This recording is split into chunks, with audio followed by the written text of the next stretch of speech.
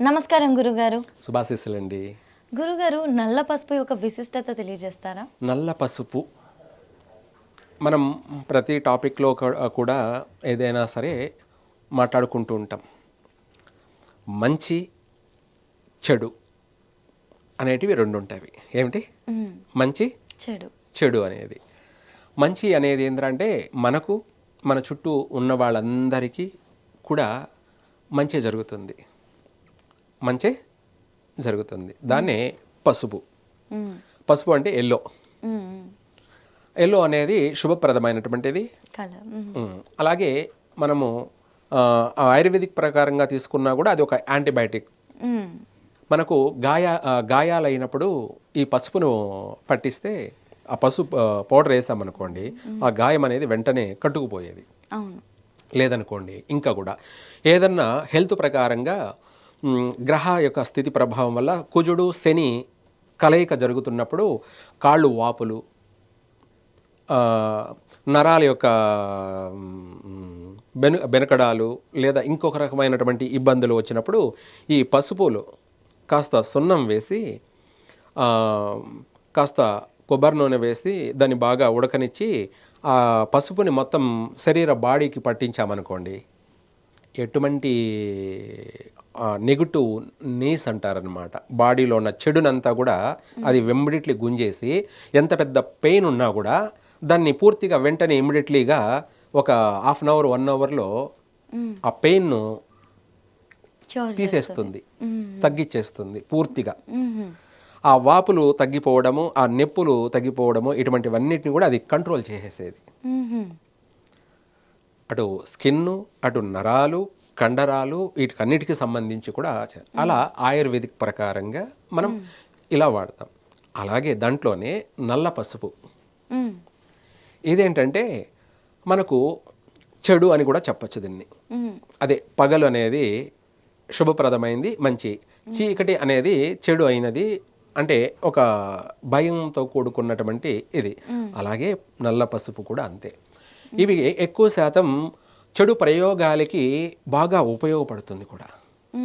చెడు ప్రయోగాలు అంటే మనం చేతబళ్ళు అంటారు, లేదా ఇంకా రకరకాలు. అవే కాకుండా ఈ నల్ల పసుపుతోటి మనం ఒక స్క్రీన్ ప్లే కూడా ఏర్పాటు చేసుకోవచ్చు. స్క్రీన్ ప్లే అంటే మనము ఇప్పుడు ఏదైనా జరుగుతుంది మీడియా ద్వారా చూస్తున్నాం కదా, అదేవిధంగా పూర్వము ఈ పసుపుతోటి అరచేతిలోనే వైకుంఠం చూపించడం అంటారు. దీన్ని ఏమంటారు? అరచేతిలోనే వైకుంఠం అనేది ఇదే. ఈ నల్ల పసుపుతోటి కూడా మనము జరుగుతున్న దాన్ని, జరగబోయే దాన్ని కూడా తెలుసుకోవడానికి ఇది పూర్తిగా కూడా వాడేవాళ్ళు. ఈ దీంట్లో రకరకాలు ఉన్నాయన్నమాట. కొన్ని వాటికి ఇంకా యాడ్ చేసుకోవడం, అలా చేసి చేయడం కానీ, ఇంకా కొన్ని చెడు ప్రయోగాలకి కూడా ఎక్కువగా వాడేవాళ్ళు. అయితే ఇది ఏమిటి ప్రధానంగా అనంటే, ఈ యొక్క నల్ల పసుపు అనేది ఎక్కువగా హానికరాన్ని కలగచేసేటువంటిది. దానివల్ల మనకి ఎటువంటి డెవలప్మెంట్కి ఉపయోగానికి అవసరం లేదు. డెవలప్మెంట్ అంటే మనకి ఏదైనా మంచి జరుగుతుంది, దానివల్ల శుభం జరుగుతుంది అని చెప్పడానికి అయితే మాత్రం లేదు. కొన్ని ప్రయోగాలకి, కొన్ని వాటికి, కొన్ని ఆయుర్వేదిక్ వాటికి కూడా అది ఉపయోగపడుతుంది. ఏది? నల్ల పసుపు. అలా దీన్ని మనం వాడుకోవచ్చు తప్ప మనము అన్ని విషయాలు మాట్లాడుకోవడానికి, చెప్పుకోవడానికి కూడా అంత కరెక్ట్ కాదన్నమాట. దాన్ని కొన్ని ఆకర్షణలు, వశీకరణలు అని చెప్పే వాటి ప్రయోగాలకు కూడా ఈ నల్ల పసుపుని తరచూ వాడేవాళ్ళు పూర్వం. అటువంటి వాటికి బ్లాక్ మ్యాజిక్ అంటాం కదా, ఇటువంటి వాటికి అన్నిటికి కూడా ఇది ఎక్కువగా యూజ్ అవుతుంది, ఉపయోగపడుతుంది. అంతే తప్ప శుభప్రదమైనటువంటి మంచికి సంబంధించి లేదు. ఓన్లీ మనకి ఆయుర్వేదంగా పనికొస్తుంది తప్పించి మన జీవితంలో అయితే దానికి అంత శుభభరితమైన కాదు వస్తువుగా మనం కన్సిడర్ చేయము. గురుగారు, మరి ఉప్పు దీపం గురించి ఏమంటారు? ఉప్పు దీపం అనేది, ఉప్పు అనేది రాహుగ్రహం. ప్రతిరోజు మనకు రాహుకాలం అంటాం కదా, రాహుకాలంలో నిమ్మకాయ దీపారాధన కానీ, రాహుకాలంలో ఉప్పు దీపారాధన అనేది ఒక మాటలో చెప్పాలంటే ఈ ఉప్పుతోటి అనేది ఏంటంటే ఉప్పు కింద వేసి ఆ ఉప్పులో నిమ్మకాయ పెట్టి అదే ఆ, మనం తాట తీసేసి తొక్క తీసేసి దాంట్లో ఆ, మనము ఆముదం కానీ ఒక్కొక్క దానికి సంబంధించి ఒక్కొక్క ఏదైనా వాడచ్చు అన్నమాట.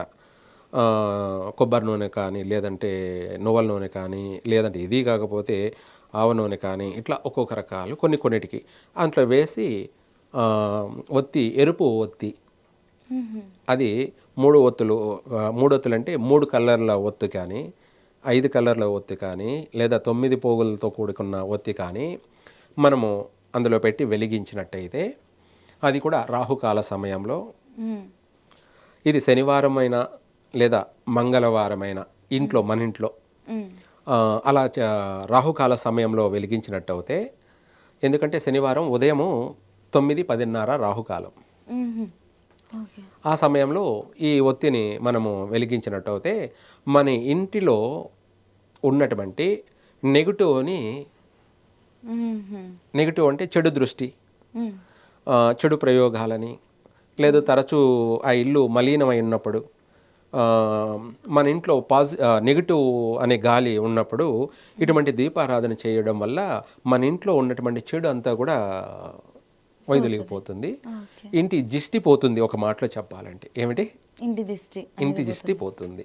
ఎందుకు ఈ మాట మనం అనాలి అంటే, ఆ ఇంట్లో ఇల్లు అందంగా కట్టుకున్నారు మీరు, ఒక అందమైన ఒక సమర్థవంతమైన సుందరమైన స్వగృహాన్ని కట్టుకున్నాం. దాన్ని అందరూ చూసి ఎంత బాగుంది, ఎంత బాగా కట్టుకున్నారు అని అందరి దృష్టి దానిపైనే పడుతుంది. దాన్నే మనం దృష్టి దోషము అంటాం. దృష్టి దోషం. ఇప్పుడు ఒక మాటలో చెప్పాలంటే, ఒక అమ్మాయి ఉంది, ఆ అమ్మాయి అందంగా ఉంది, ఆ అమ్మాయి అందరూ చూసి ఆ అమ్మాయిని ఇష్టపడతారు. అప్పుడు ఏమవుతుందంటే అందరి దృష్టి ఆ అమ్మాయి స్కిన్ అనేది కమిలిపోవడం, తను డల్ అయిపోవడం, తను వీక్ అయిపోవడం, ఆమె ఆ తిన్నది కూడా వామిటింగ్ చేసుకోవడం, ఆ రాత్రి సరిగ్గా నిద్ర రాకపోవడం, తను కనురెప్పలు నీలుకపోవడము, విపరీతంగా బాడీ పెయిన్స్ రావడము, ఇంకా దానివల్ల మరుసటి రోజు ఈ వామిటింగ్ అనేది లేదంటే ఫీవర్ రావడాలు ఎంత తారాస్థాయికి వెళ్ళిపోతుంది. అందుకే చిన్నప్పుడు కడుపు నొప్పి వస్తుందన్న జ్వరం వచ్చిందన్న ఫస్ట్ ఉప్పుతో దిష్టి తీసేవాళ్ళు, దిష్టి తీస్తారు. అలా అయినప్పుడు ఉప్పుతోనూ దిష్టి తీయడము, లేదంటే చిన్నపిల్లలైతే తల్లి వెంట్రుకలతోనే జడతోనే దిష్టి తీయడము, లేదంటే పైట కొంగుతోనూ దిష్టి తీయడము, ఇలా రకరకాలైనటువంటి దిష్టిలో అనేక రకాల ప్రభావం ఉంది. ఏ విధంగా చేసినా కూడా బాగుండడం కోసమే ఈ దిష్టి. అయితే ఒక పిరికుడు ఉప్పు తీసుకొని పిల్లలకి కానీ పెద్దవాళ్ళకి కూడా దిష్టి ఎలా తీస్తారో అదేవిధంగా ఇంటికంతా కూడా ఆ దృష్టి దోషం పోవడానికి, ఆ ఇల్లు ఎప్పుడు పాజిటివ్ అంటే కలగా ఉండే అటువంటిది, ఆ ఇంట్లో అందరూ సంతోషంగా నవ్వుతూ హ్యాపీగా వాళ్ళు జీవిస్తూ ఉన్న ఇల్లు డల్ అయిపోకుండా, నెగిటివ్ అనే కష్టాలలో కూరకపోకుండా ఉండడానికి శనివారము లేదా మంగళవారము ఇలా దీపారాధన చేస్తూ ఉంటే ఆ ఇంట్లో ఉన్న నెగిటివ్ అంతా కూడా చెడంతా కూడా పోయి ఆ ఇల్లు ఎప్పటికీ కూడా హ్యాపీగానే ఉంటుంది. అదే మనం డల్ అయిపోయిన ముఖం చూడ్డానికి అంత ఇది అనిపించదు. నవ్వుతూ ఉన్నారంటే ఏమనిపిస్తుంది, చుట్టుపక్కల వాళ్ళందరికీ కూడా ఒక మెసేజ్ వస్తుంది, హ్యాపీ సంతోషమైన అమ్మాయి చూడు ఎంత సంతోషంగా ఉంది, లేదా అతను చూడు ఎంత సంతోషంగా నవ్వుతూ ఉన్నాడు అని మనం ఎలా అంటామో ఆ ఇల్లు కూడా ఎప్పటికీ కలలు ఆడుతూ ఉంటుంది. ఆ ఇంట్లో వాళ్ళందరూ కూడా అభివృద్ధిలోనే ఉంటారు. వాళ్ళు ఎలా సంపాదిస్తున్నారు, ఎలా కష్టపడుతున్నారు అనే దానికన్నా కూడా ఆ ఇంట్లో ఉన్న వాళ్ళందరూ కూడా మనశ్శాంతిగా ఉంటారు, ప్రశాంతంగా ఉంటారు, నిర్మలంగా ఉంటారు. నిండు కుండలాగా తొనకకుండా, ఏ దానికి కంగారు పడకుండా, భయపడకుండా, టెన్షన్ పడకుండా, భయ ఆందోళనలు అంటూ ఏమీ లేకుండా నిర్మలంగా ఉంటారు, నిశ్చలంగా ఉంటారు.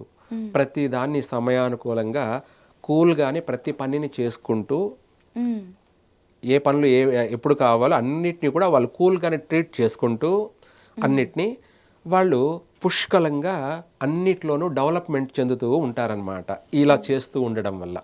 ఓకే ఓకే, చక్కగా కూడా ఇవన్నీ మనం ఫాలో అవ్వడం పాటించడం వల్ల నెగిటివ్ ఎనర్జీ అనేది తొలగిపోతుంది. అండ్ నెగిటివ్ ఎనర్జీయే మనకున్న సకల ప్రాబ్లమ్స్ కి ఒక మూల కారణంగా అయితే మారుతుంది. కాబట్టి 100% ఖచ్చితంగా గురుగారు వివరించినందుకు ధన్యవాదాలు. సర్వే జన సుఖినో భవంతు.